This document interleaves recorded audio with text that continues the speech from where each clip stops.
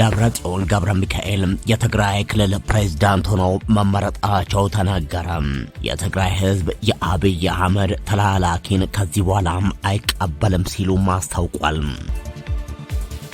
የኦሮሞ ብልጽግና ተላላኪ ሆነው አዲስ አበባ የቀሩት ጌታቸው ረዳ ደግሞ እነ ደብረጽዮንን ክፉኛ መተቸታቸው ተሰምቷል። የኦህዴድ ብልጽግና ሱዳን ላይ የድሮን ጥቃት መፈጸሙን ተከትሎም ሱዳን አዲስ አበባ ላይ የጀትና የድሮን ድብደባ ልትፈጽም እንደምትችል እየተነገረ ነው። የሱዳኑ አምባሳደር ከአዲስ አበባ ወደ ሱዳን ካርቱም መጠራቱን ተሰምቷል። አሜሪካም ከዛሬ ጀምሮ የሆርሙዝ ወሽመጥ ክፍት ነው አለች። ኢራን ከዚህ በኋላ ምንም አይነት እንቅስቃሴ ብትፈጽም አደገኛም የሚያጠፋትን እርምጃም እንወስዳለን ሲል የአሜሪካ መንግስት ማስታወቁ ተሰምቷል። ጤና ያስጥልን። ከሸገር ቲዩብ የሰዓቱ መረጃዎቻችን ቀጥሎ ይቀርባሉ። ሸገር ቲዩብን ሰብስክራይብ፣ ላይክ እና ሼር እያደረጋችሁ አብራችሁን ቆዩም። ወደ ዝርዝር መረጃዎቹ እናልፋለን። ደብረጽዮን ገብረ ሚካኤል የትግራይ ፕሬዝዳንት ሆኖ ተመረጡ። በትግራይ ክልል የተካሄደውን ጦርነት ተከትሎም ፈርሶ የነበረው የክልሉ ምክር ቤት ዛሬ ዳግም ተሰብስበው የህወሓት ሊቀመንበር የሆኑትን ዶክተር ደብረጽዮን ገብረ ሚካኤልን የክልሉ ፕሬዝዳንት አድርጎ መምረጡን ትግራይ ቴሌቪዥን ዘግቧል። በኢትዮጵያ መንግስትና በህወሓት መካከል ጥቅምት 23 2015 በተደረሰው የፕሪቶሪያ ስምምነት ፈርሶ የነበረው የትግራይ ክልላዊ መንግስት ምክር ቤት መንግስት ስምምነቱን ስላፈረሰው በሚል ዳግም በይፋ ስራ መጀመሩን ዛሬ አስታውቋል። ስድስተኛ መደበኛ ጉባኤውን ሚያዝያ 27 2018 ዓ.ም ማክሰኞ ዕለት ያካሄደው ምክር ቤቱ ከክልሉ ፕሬዝዳንት በተጨማሪም አፈ ጉባኤና ምክትል አፈ ጉባኤዎችን መምረጡን አስታውቋል። በዚሁ መሰረት ወይዘሮ ኪሮስ አጎስ በአፈ ጉባኤነት፣ ወይዘሮ ምህረት በርሄም በምክትል አፈ ጉባኤነት መመረጣቸው ተገልጿል። የህወሓት ማዕከላዊ ኮሚቴ ሚያዝያ 11 2018 ባወጣው መግለጫ ከ6 ዓመት በፊት ክልል ውስጥ በተደረገ ምርጫ የተመረጠው የትግራይ መንግስት ምክር ቤት ወደ ስራ እንዲመለስ መወሰኑን አስታውቆ ነበር። ህወሓት ይህንን ውሳኔ ያስታወቀው ፌዴራል መንግስት ከፕሪቶሪያ ስምምነት በኋላ የተቋቋመውን የትግራይ ክልል ጊዜያዊ አስተዳደር እየመሩ ያሉት ፕሬዝዳንት ታደሰ ወረደን የስልጣን ቆይታ በአንድ ዓመት ካራዘመ ከሁለት ሳምንት ገደማ በኋላ ነው።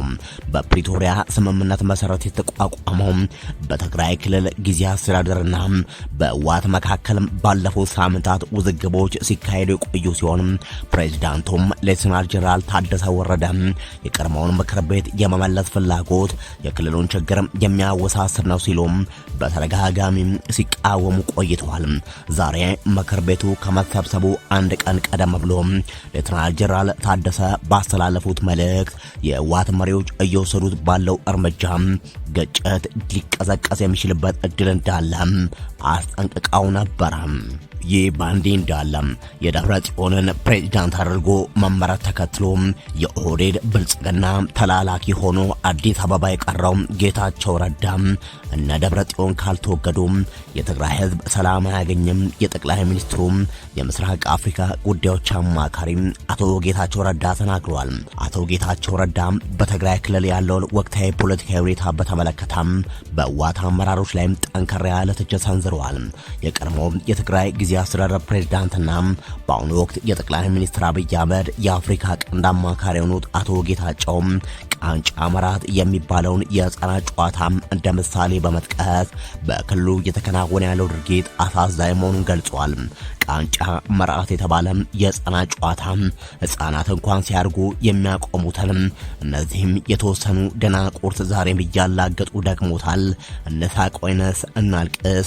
እነዚህ ሳይወገዱ የትግራይ ህዝብ ሰላም አያገኝም ሲሉም አቶ ጌታቸው በማህበራዊ ገጻቸው ባሰፈሩት ጽሑፍ በከፍተኛ ቁጭት ገልጿል። ይህ የአቶ ጌታቸው ንግግር በክልሉ አመራሮች መካከል ያለውን ጥልቅ ልዩነትና የፖለቲካ ሽኩቻ ይበልጥ የሚያሳይ ሆኖ ተገኝቷል። አቶ ጌታቸው ረዳ መቀሌን ከረገጡ ዓመታት እየተቆጠሩ ነው። በትግራይ ህዝብ የተናቁና የተገፉ ሆነው በአዲስ አበባ የኦሮሞ ብልጽግና ተላላኪ ሆኖ መቅረታቸው እየተነገረ ነው። የተባበሩት አረብ ኤሚሬቶች ተላላኪ እንደሆነ የሚነገርለት ኦህዴድ ብልጽግና በሱዳን ላይ ከፈተውን የድሮን ጥቃት ተከትሎ ሱዳን ከባድ የሚባል የጀትና የድሮን ጥቃት አዲስ አበባ ላይ ለመፈጸም መዛቷ ተሰማም። የአፍሪካ ቀንድ የጂኦፖለቲካ ውጥረት ከመቼውም ጊዜ በላይ ወደ አደገኛ የዲፕሎማሲና የውክልና ጦርነት አዘቅት ውስጥ እየገባ መሆኑን የሚያሳዩ ክሪቲካል ክስተቶች የተስተዋሉ ነው። የሱዳን ጦርና መንግስት ባለስልጣናት ኢትዮጵያና የተባበሩት አረብ ኤሚሬቶች ከባህር ዳር በተነሱ ድሮኖች የካርቱም አውሮፕላን ማረፊያን ደበደቡ በሚል ሰሞኑን ላቀረቡት ከባድ ክስ የኢትዮጵያ ውጭ ጉዳይ ሚኒስቴር ዛሬ ሜይ 5 እጅግ ጠንካራና አጸፋዊ የመልስ ምት ሰጥቷል። የኢትዮጵያ መንግስት በመግለጫው የሱዳንን ክስ መሰረተ ቢስ ሲል ማጣጣሉ ብቻ ሳይሆን የሱዳን ጦር የህወሓት ቅጥረኛ ተዋጊዎችን በመጠቀም የኢትዮጵያን ደህንነትና የግዛት አንድነት እየተፈታተነ ነው ሲል እጅግ አሳሳቢ የሆነ የፋይ ክስ ሰንዝሯል። ይህ የኢትዮጵያ የውጭ ጉዳይ ሚኒስቴር መግለጫ በዋናነት ከባድ የሚሆነው የአገሪቱን የውስጥ ፖለቲካና የጸጥታ ቀውስ ከቀጠናው የእኩልና ጦርነት ጋር በቀጥታ በማስተሳሰሩ ነው። መንግስት በመግለጫው እንዳለው የሱዳን ጦር በአገሪቱ እየተካሄደ ባለው የእርስ በርስ ጦርነት ውስጥ የህወሓት ታጣቂዎችን እንደ ቅጥረኛ ጦር በስፋት እየተጠቀመባቸው ይገኛል። ከዚህም ባሻገር የሱዳን ጦር ለነዚህ የህወሓት ቅጥረኞች የጦር መሳሪያና የገንዘብ ድጋፍ በማድረግ በኢትዮጵያ ምዕራባዊ ድንበር በኩል ሰርገው እንዲገቡና ጥቃት እንዲፈጽሙ እያመቻቸ መሆኑን በግልጽ አስቀምጧል። ይህ ሁኔታ የፕሪቶሪያውን የሰላም ስምምነት ተፈጻሚነት ክፉኛ ጥያቄ ምልክት ውስጥ የሚከተው ሲሆን የህወሓት ኃይሎች ትጥቅ ከመፍታት ይልቅ ድንበር ተሻግረው በቀጠናው ጦርነት ውስጥ ተዋናይ መሆናቸው የፌዴራል መንግስቱ በይፋ ማመኑን ያሳያል። ከዚህ በተጨማሪ መግለጫው ሱዳን የተለያዩ ጸረ ኢትዮጵያ ኃይሎች የሚሰባሰቡባት ማዕከል ሆናለች ሲል የኦህዴድ ብልጽግና በብርቱ ኮንኗል። የሱዳን ባለስልጣናት በቅርቡም ሆነ ከዚህ ቀደም ኢትዮጵያ ላይ የሚያነሷቸው ክሶች ከራሳቸው የመነጩ ሳይሆኑ ከጀርባቸው ሆነው አጥፊ አጀንዳዎችን ማስፈጸም በሚፈልጉ የውጭ ደጋፊዎች ትዕዛዝና ቀጥተኛ ግፊት የሚፈጸሙ መሆናቸውንም ኢትዮጵያም አጋልጣለች ይላል ኦህዴድ ብልጽግና። ምንም እንኳን መግለጫው እነዚህን የውጭ ኃይሎች በስም ጠርቶ ባያጋልጥም የፖለቲካ ትንታኔዎች እንደሚያሳዩት ይህ አገላለጽ ሱዳንን በገንዘብና በዲፕሎማሲ ለሚደግፉ እንደ ግብጽ ላሉ ታሪካዊ የኢትዮጵያ ተቀናቃኞች የተሰጠ ጥብቅና ቀጥተኛ ማስጠንቀቂያ መሆኑ መረዳት አያዳግትም። የውጭ ጉዳይ ሚኒስቴር መግለጫውን ሲያጠቃልል የዲፕሎማሲያዊ ቃላትን በመጠቀም ኢትዮጵያ ከሱዳን ህዝብ ጎን መቆሟን እንደምትቀጥልና ለሱዳን ቀውስ ወታደራዊ መፍትሄ እንደሌለ አጽንኦት ሰጥቷል። በአገር ውስጥ ህዝብ በወታደር እየጨፈጨፈ እየገደለ እያፈናቀለ ያለው ኦህዴድ ብልጽግና ለሱዳን ቀውስ ወታደራዊ መፍትሄ የለም ማለቱ በርካቶችን ያሳቀ ጉዳይ ሆኗል። በአስቸኳይ ሰብአዊ የተኩስ አቁም ተደርጎ ሁሉን አሳታፊ የሆነ ሲቪል አስተዳደር እንዲመሰረትም ኦህዴድ ብልጽግና ጥሪ አቅርበዋል። በአገር ውስጥ ታዲያም ከኦነግና ከፋኖ ጋር እየተዋጋ ያለው ኦህዴድ ብልጽግና ሲቪል አስተዳደር ይመስረት ሲባል ለምን ጭንቅ ይሏል የሚለው ግራ አጋቢ ነው። ሆኖም ይህ የሰላም ጥሪ በመግለጫው የመጀመሪያው ላይ ከቀረቡት ከባድ ወታደራዊ የደህንነትና የድንበር ጥሰት ክሶች ጋር ሲነጻጸር የአፍሪካ ቀንድ ከሰላም ድርድር ይልቅ ወደ ለየለት የእርስ በርስና የውጭ ኃይሎች የውክልና ጦርነት በፍጥነት እያመራ መሆኑን የሚያሳይ ግልጽ ማሳያ ነው እየተባለ ይገኛል። ይህ በእንዲህ እንዳለ የሱዳን አምባሳደር አዲስ አበባ ለቀው ወደ ሀገራቸው ሄደዋል። በኢትዮጵያ የሱዳን አምባሳደርና የአፍሪካ ህብረት ቋሚ መልእክተኛ የሆኑት አልዛይን ኢብራሂም ሁሴን ወደ ሀገራቸው መመለሳቸውን ሱዳን ሆራይዘን ዘግቧል። አምባሳደሩ የተመለሱ ትላንት ምሽት ሀገራቸው ውጭ ጉዳይ ሚኒስቴር ያቀርባላቸውን ጥሪ ተከትሎ ነው። ሚኒስትሩ ይህንን ጥሪ ያቀረበው በካርቱም ዓለም አቀፍ አየር ማረፊያ ላይ የተፈጸመው የድሮን ጥቃት የኢትዮጵያ እጅ አለበት የሚል ተቃውሞ ካሰማ በኋላ ነው።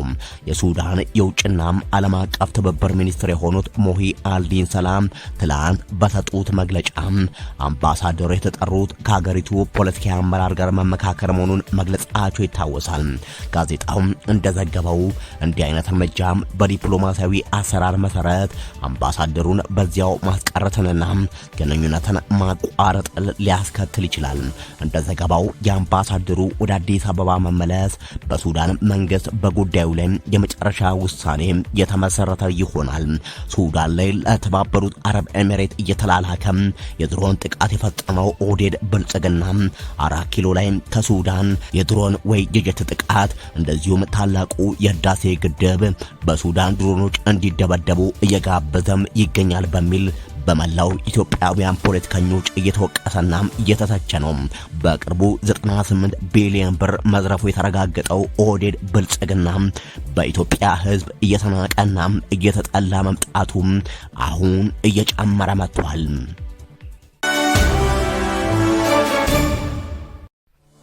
አሜሪካም የሆርሙዝ ወሽመጥ ከዛሬ ጀምሮ ክፍት መደረጉን ይፋ አደረገች። ኢራን ከዚህ በኋላ ማንኛውንም እንቅስቃሴ ካደረገች ሙሉ በሙሉ ትጠፋለች ስትል አሜሪካ አስታውቃለች። የአሜሪካም መከላከያ ሚኒስትር ፔን ሄግሴትና የአሜሪካም የጦር ኃይሎች ጠቅላይ አዛዥ ጀነራል ዳንኬን በጋራ በመሆን ለጋዜጠኞች በሰጡት መግለጫ የሆርሙዝ ወሽመጥ ክፍት መሆኑን ተናግረዋል። የመከላከያ ሚኒስትሩ አሜሪካም ጦርነት አትፈልግም ያሉ ሲሆን ነገር ግን ኢራን የሆርሙዝ ወሽመጥን ዘግታ እንድትቀመጥ እንደማይፈቅዱ ተናግሯል። ሚኒስትሩ አክለውም የፕሮጀክት ፍሪደም ግብ ገለልተኛ የሆኑ የንግድ መርከቦችን ከኢራን ጥቃት መከላከል መሆኑን ተናግሯል። ሄግሴት አክለውም 2 የአሜሪካ ባንዲራ የሚያውለበልቡ መርከቦች በወሽመጡ በኩል ማለፋቸውን ገልጸው መስመሩ ነፃ ነው በማለት ኢራናውያን ተዋርደዋል ሲሉ አስታውቋል። የተኩስ አቁሙ አልፈረሰም ያሉት ሄግሴት ኢራንም ዳግም ግጭቱን ላለመጀመር እንድትጠነቀቅ አሳስበዋል። የአሜሪካም የጦር ኃይሎች ጠቅላይ አዛዥ ጀነራል ዳንኬን በበኩላቸው ኢራን የተኩስ አቁሙ ከተጀመረ አንስቶ 10 ጊዜ ያህል የአሜሪካ ጦር ላይ ጥቃት ፈጽማለች ሲሉ ከሷል። አክለውም እነዚህ ጥቃቶች በአሁኑ ሰዓት ጦርነቱን ለመጀመር ከመስፈርቱ በታች ናቸው ብለዋል። ኬን ኢራንን በሆርሙዝ ወሽመጥ ላይ ያለውን የዓለም አቀፉን የአቅርቦት ሰንሰለት እንደ ጦር መሳሪያ በመጠቀም የወነጀሏ ሲሆን የመላው ዓለም ምጣኔ ሀብትን አግታ ለመያዝ ጥረት አድርጋለች ብለዋል። 22500 ባህርተኞችና 1550 የንግድ መርከቦች በባህረ ሰላጤው መንቀሳቀሻ አጥተው መቆማቸውንም ጀነራሉ በመግለጫቸው ላይ ተናግረዋል። ኢራን ከዚህ በኋላ ትንኮሳ የምትፈጽም ከሆነ ሙሉ በሙሉ እናጠፋታለን ሲሉም የአሜሪካ መከላከያ ሚኒስትር ዝተዋል።